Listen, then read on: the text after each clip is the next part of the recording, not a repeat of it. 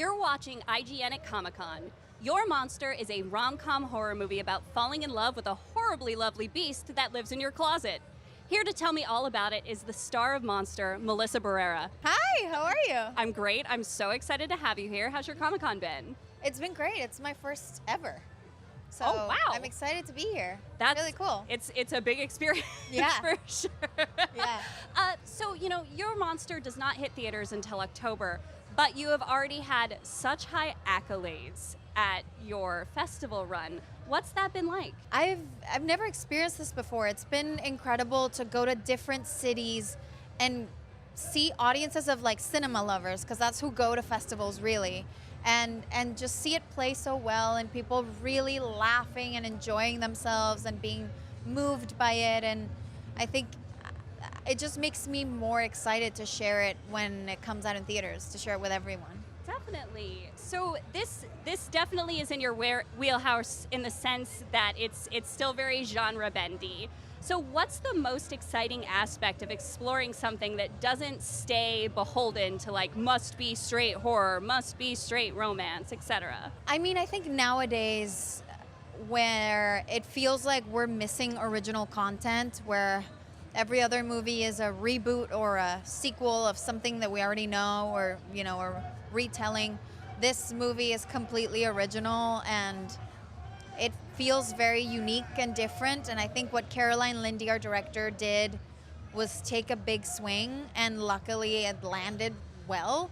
And so I'm excited for people to go and see it and see that there's different kinds of things and different kinds of movies in the indie world that they can be going to see and supporting to feed that need of original content. Yeah. So in that same vein, obviously when people see the trailer, they see promotions for it, it's, they lean straight into Beauty and the Beast.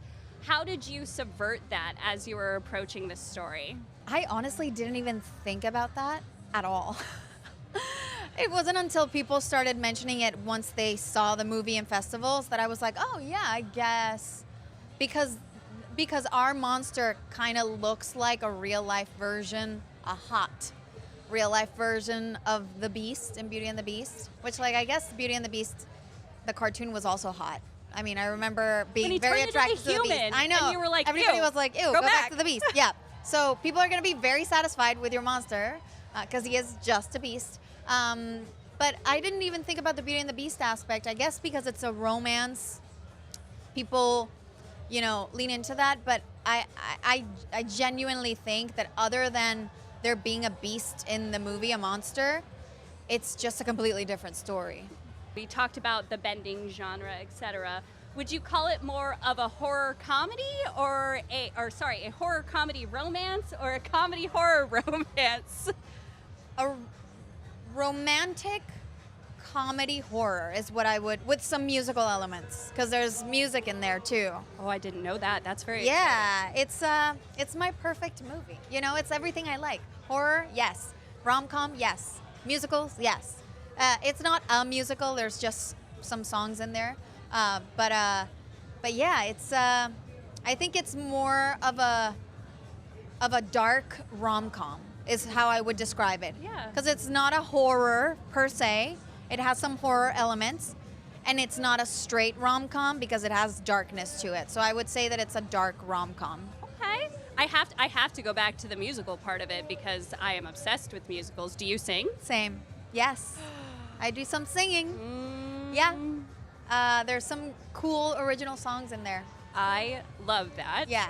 So you've talked about your love of indies, both in previous interviews and today.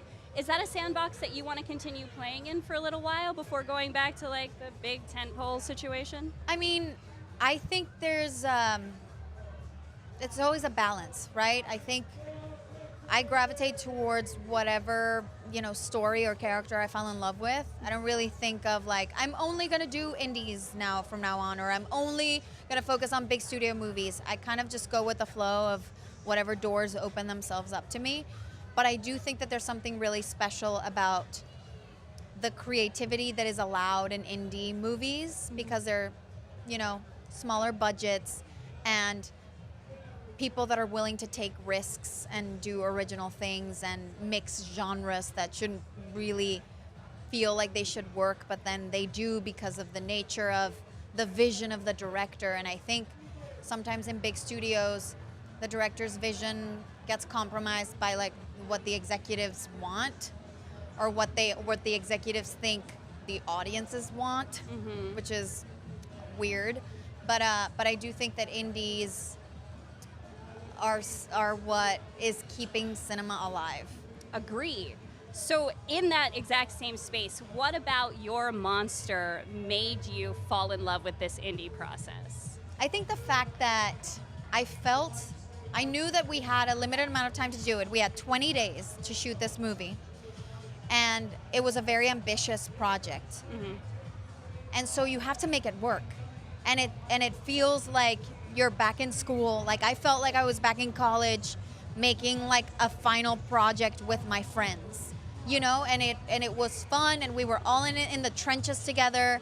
And you have to solve the issues that come up when, you know, you don't have the luxury of like, we'll reschedule this for another day. You can't. So you have to kind of just problem solve. Yeah. And I think that teaches you a lot about your limits as an artist, how far you can go, how you can push yourself, and how creative you can get to like get things on camera as in the time that you need to. So I think I really enjoyed this specific process because it felt like going back to my roots and like that, you know, that hungry student with a lot of dreams that just wanted to make something great and something meaningful. It's something that would connect with a lot of people, you know, even if it's for no money, you know, and it's like tiny and you're all, you know, it was the director's first movie. So you're all learning together, and it's very collaborative, and you really feel like you're a part of a team because you're all there together. Yeah. You mentioned the breakneck pace that you have to meet when you're shooting an indie, because, you know, for those who don't, you know, follow it, you have to stick to that budget or that timeline because that's the budget that you reach in. But you get so close when you're in the trenches like that, and you get so close when you're sprinting like that. And that always leans into hilarious moments on set. Oh, yeah. What was the funniest moment that happened behind the scenes on your monster? Oh my gosh. I mean, there are so many. I don't think I've laughed as much as I did shooting this movie in any other project. Like, it was just constant hilarity, and there was a lot of improv in the movie, so it felt like almost like live theater, and the entire crew would like laugh too behind the camera. So it was a very genuinely fun process. I cannot tell you of like a single moment. There were so many, like when we were shooting the final sequence, which is like in a big theater, that was super fun. We had a sequence in the rain where we were shooting in a park. It was like 2 a.m. and we had to be out of the park by like 3. And it was like after a football game, so there were drunk people like coming out of bars and like making it really difficult for us to shoot. And then it started raining, but it was the kind of rain that doesn't register on camera, so you just keep going. And it was so disastrous that it was hilarious. Yeah, you just can't help but laugh. And we did it. It's in the movie. Melissa, thank you so much. Your monster hits theaters this October, so don't miss it. We've got tons more at Comic-Con ahead, so stick with IGN.